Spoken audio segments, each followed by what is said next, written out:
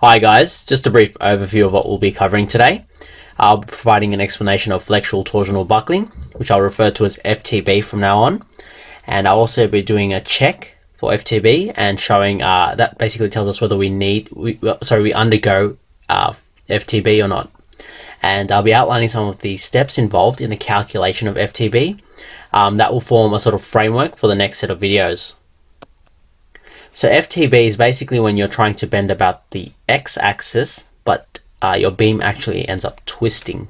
It twists outwards and it buckles about the y-axis. I have some diagrams here to help me. So we have some sort of load doing this, and it's pushing the beam down, and it actually starts to deflect laterally.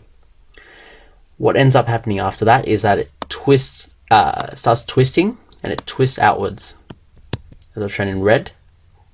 And I'm just going to exaggerate this a little bit here. So that's sort of what the beam would be doing. And the loading in blue here,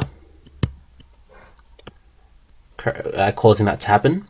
And basically it buckles about the y-axis along its entire length. So I've got a plan view here, which is just to make it more clear. Imagine if you were looking at it from the top. So a bird's eye view, and I've got this dashed line here showing where it was originally, and I've exaggerated it a little bit, and it's sort of buckled like that out. Some important notes and some things to consider are that what I've shown is a very isolated view, and in reality you could have purlins and fly bracing, and that could really help restrain your sort of I-beam. So here we could have purlins on the top flange, or we could have fly bracing